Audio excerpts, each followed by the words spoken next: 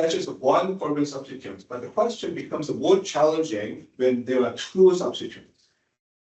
This has a many levels of the things can get wrong. Now, I'm going to take very slowly the video, so I don't know how much we can go, but I really want you to follow and bear with me. Disubstituted means that now we have a two substitution cyclohexane. Could be different positions, right? It could be right next to each other, it could be away, it could be right opposite. Not only that, there's going to be cis or trans that also can make a difference too. But there's so many things can go with a difference. And then some people just try to memorize everything here, or I may say that it could potentially work, but that's not what I suggest. You should know how to draw it. So first of all, let's start with this one. Two methyl substituents. 1, 2, but then it's a right next to each other. And then we're going to talk about cis bonds. Two methyls on the same side in space. That's the line angle drawing. It's a hexagon shape. You know, actual conformation doesn't make a hexagon. Right? It makes a chair conformation.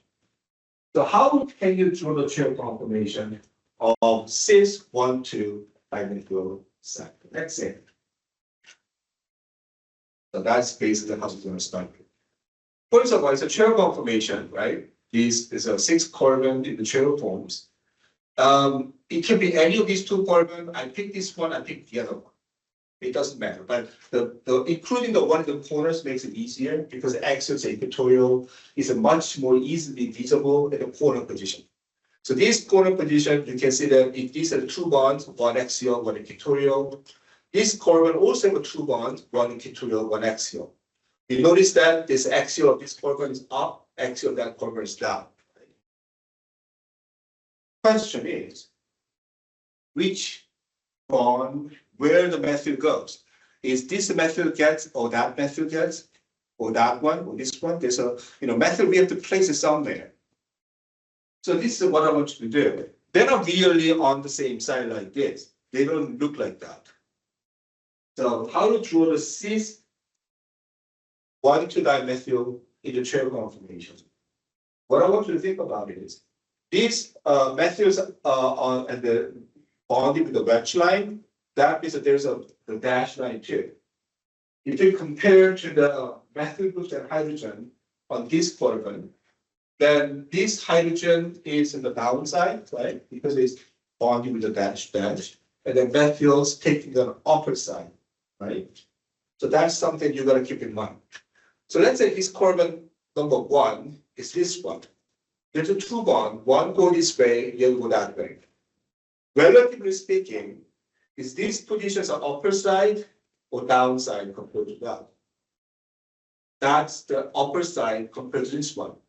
So methyl goes on the upper side and hydrogen goes on the downside. And then for the other carbon, methyl goes on the upper side, hydrogen goes on the downside. And then methyl goes on the upper side, that's the one up, that's goes down. So that way you can draw the chain conformation using the relative arrangement of these two of the substituents. In the 2-dimensional space, yeah, those two are right next to each other. That's how it looks. When you draw the chair, they're not really that next to each other because these are tetrahedral shape and because these are chair conformations. So drawing the chair conformations of this particular stereoisomers can be challenging. If you draw this one wrong, then you can have a conformation analysis wrong too. So first thing is you should draw the right chair conformation from the name or the Lewis structures. So I hope you understand how we got those 2 methyls and those 2 positions matching this. And all I did was this methyl is the upper side compared to the hydrogen. That methyl should be the upper position compared to that hydrogen. We got 2 bonds here. That is an upper position compared to that one. This is upper position compared to that one.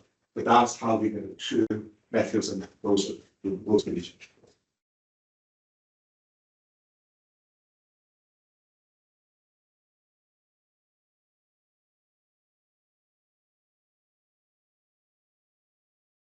Well, if you're gonna draw, if you are asked to draw the conformation, then you're supposed to do the chair conformation. If it's a cyclohexanes, I mentioned the reactions, and then doesn't lead to any discussion about the conformation, then you can simply use acceleration. So it depends on what we're going to talk about. If it's a chair conformation ratio, then you got to think about the chair conformation because that's how they look in space. Anyway, so I hope you understand how this molecule 1,2 dimethyl, cis 1,2 dimethyl can be drawn this way. But as I said, this is just one of the chair conformation, right? Chair conformation can flip to another chair conformation. So we should do that. So, but I mean, first of all, this conformation, you got one of the methyl groups in an axial position, another methyl groups on the equatorial position. Two methyl groups there, but we talked earlier, the substituents in the equatorial position doesn't raise up the energy. Only the substituents in axial position raise up the energy. So we're going to count how many substituents in axial positions. In this chair conformation, we got one methyls in axial positions. Okay. Then what we're going to do, we're going to flip this chair. Flipping the chair means that these corners goes up, that channel goes down, right? It's going to shape like this. And then this coordinate is that one. Now, it has a different line there. There's an equatorial line, there's an axial line, there's an equatorial line, axial line. This one, an equatorial, that's the one that goes an axial there, because that kind of flips it up. So these equatorial methyl groups will become in the axial position of the other chair conformation. And these axial methyl groups and this conformation will become the equatorial position of the other chair conformation. Anytime chair becomes another chair, axial becomes equatorial, equatorial becomes an axial. So let's compare these two conformations here. This conformation, we got the one of the methyl groups in axial position, the other is equatorial. That conformation, we got the other methyl group, this one, becomes an axial, and that one becomes an equatorial. Total number of axial substituents, same. We got the one axial for this conformation.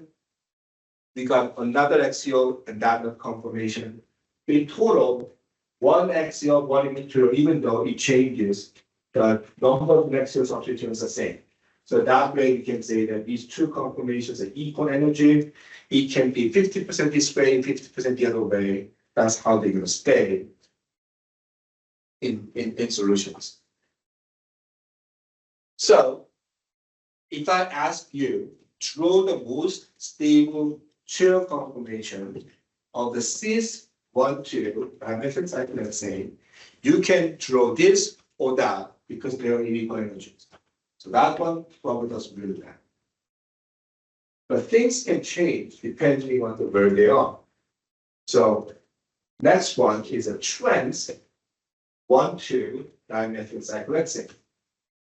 How the trans 1,2 dimethyl cyclohexane looks like this. One is wedge, the other is dash. Okay. How are we going to draw that to chair conformation? That's the same issue again. We're going to draw the same form, right? And we're going to use the relative positions. This methyl is the upper position compared to the hydrogen, right? So methyls up, hydrogens down. But that one, now the methyls are down. Hydrogen here is taking the opposite side, and that's the downside. But they don't really look like opposite to each other. That the trans molecule, which is supposed to be two methyl groups should be opposite, but when you look at that conformation, they're not really opposite side. So dual chair conformation from this, the root structures, that's even challenging. I keep telling you, this is something you gotta practice so you don't make a mistake. So that's one of the chair conformation we can draw. Now, let's talk about how stable this thing is. These methyls in the equatorial position, that's an axial, that's an axial, that's an equatorial. So we got the both methyls groups on the equatorial positions, and that basically is a pretty good because the equatorial position is it doesn't bother anything. When you flip this chair to another chair, meaning that this corner goes up, that corner goes down, you have a cyclohexane in the other form of the chair conformation.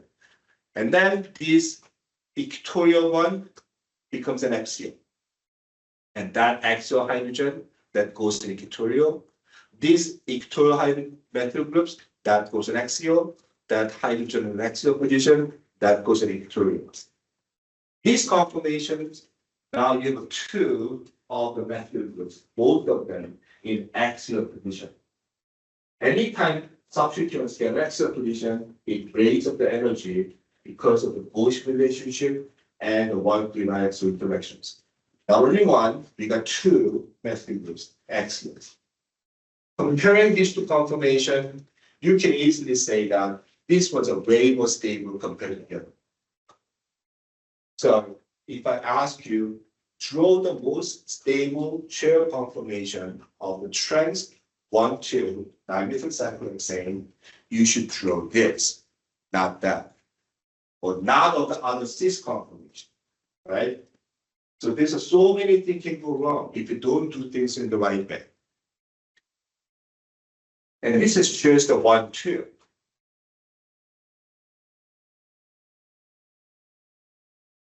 That's a question. Okay.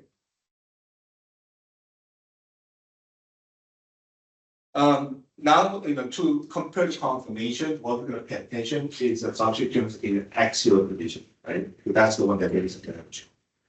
This one, that methyl groups in axial position, that methyl is also in axial position. So we got two methyl in axial position. That one, these methyls in equatorial position, that methyl is equatorial positions. The things in equatorial position doesn't really benefit. So that's the reason why we say that that chair conformations are more stable compared to that one, because of that one doesn't have any axial substituents, and this one is true. Okay. All right. So after seeing it, I'm going to go through one by one, but this is something you really should do at home. Now I'm going to talk about 1,3 cis, 1,3 trans, 1,4 cis. 1,4 trans. I shouldn't just leave it to the homework to you, but I realize that none of you actually do it at home, so I'm going to basically do it for you. I'm doing now, spending time of this very precious lecture time, because these things are important. If you don't do it well, you're going to have trouble in the problem solving later. So let's do it quickly here. 1,3 cis. How the 1,3 cis may look like is two methyl right next to each other, one corbis away. That's 1 and 3. Two on the same side. That's how the cis looks like. Drawing this as a new the chair conformation. Again, we're going to draw the chair conformation here. I can draw any position, but let's say I make this one number 1, that makes number 3. We got the methyl taking an upper position compared to the hydrogen of its own. These methyls are taking upper position compared to the hydrogen of that carbon. So we got 2 bonds here, 2 bonds there. So my task is putting the methyl both on the upper positions. There are this bond and that one. This is the upper side, that's the downside. So methyl goes upper side, hydrogen goes downside. That carbon, number 3, methyl goes to the upper side, hydrogen goes downside. So this is how the cis 1,3 methyl cyclohexane looks like as of the water chair conformation. Right? This one has a methyl in axial position. That is an axial position. We know the substituents in axial position raise the energy, so this must be not a stable one. Drawing another chair conformation, we're going to flip the corner, right, the same way. This corner goes up, that corner goes down. This carbon is that one, this carbon is that one. Now, axial, go to equatorial, equatorial becomes an axial. Axial becomes an equatorial, equatorial becomes an axial. Now you see that the other chair conformation of those two methyl groups becomes an equatorial. So for which of these two chair conformations are more stable, then you should choose the one with the smaller number of axial substituents. This one, 2 methyls are both of an axial. The other one, 2 methyl, both of them are equatorial. 2 axial substituents, 0 axial substituents. So which ones are more stable? That ones are most stable. So if I'm asking you, draw the most stable chair conformation of cis 1,3 dimethylcyclohexane, you should draw this, not the other one. Okay. I have to say that I could ask, what about trans? Trans 1,3. We're going to do the same thing. I know this becomes like repetitive, but the thing is, the reason why I really want to do everything because you have to know how to draw the chair, chair conformation, and then you should know how to create the chair, make another chair conformation from 33 to 4. And then how the axial substituents becomes equatorial becomes axial, and then you should be comparing the energy. So this has a lot of things, just one question. So this is why we love this question. Same thing here. We got the methyl up and methyl down. That's the one makes it trans. But if this is the upper side, that's a downside. So if you're going to put the methyl, this is the upper side, hydrogen go to the downside, that makes up this position. Carbon number 3, that makes the upper side, which is a hydrogen here, downside, methyl groups. That's a one chair conformation.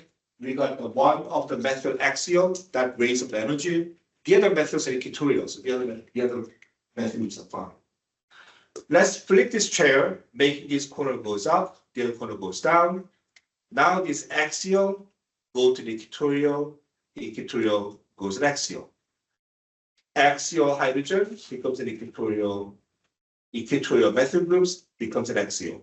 So these conformation have a one axial substituents, the other becomes an equatorial.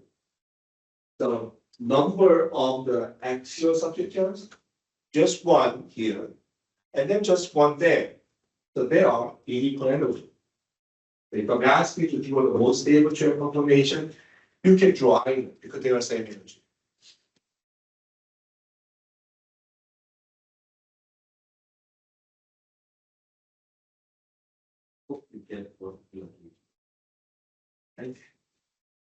I'll try to put the video of this so evenly. So in case you miss, you can watch it over and over again.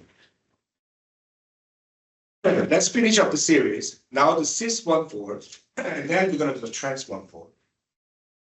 The cis 1,4, now the two methyls on the same side, but the position of these 1 and 4, all put inside the cyclohexane.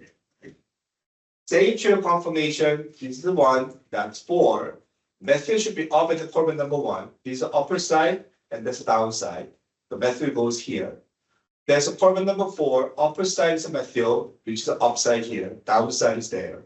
So two methyls arranged this way. That's a cis 1,4-dimethylcyclohexane in chair conformation. We got one methyl axial, the other in equatorial. When we flip this chair by raising these corners up, lowering these corners down, equatorial methyl will go to the axial, right? And then axial hydrogen will go to the equatorial. Axial methyl goes from this carbon number 4 will go to the equatorial. Equatorial hydrogen will go to the axial. So total, we still have a one axial substituents. So number of the axial substituents in each of these conformations are same. One axial, one equatorial, one axial, one equatorial. So we can say that they are equal energy. So we can say that either they're going to have a 50-50 of these forms.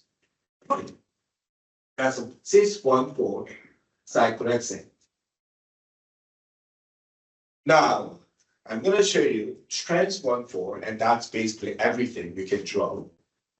Trans 1,4, one is methyls up and the other methyls are down. Cyclohexane we draw here, right? This is the upper side compared to the other one. So methyl should go here, hydrogen go down there. And this carbon, hydrogen is upside compared to these methyl groups here. That's why hydrogen take this position and methyl taking the other lower side. So this is a trans 1,4-dimethyl. If you look at the position of these two methyl groups, both of them are equatorial, which doesn't raise up any energy. When you flip the chair by making these corners up, lowering his polar down. His equatorial go to axial, that axial go to equatorial, that axial go to equatorial, this equatorial becomes an axial. So then you're going to have two methyl groups on both of these axial conditions.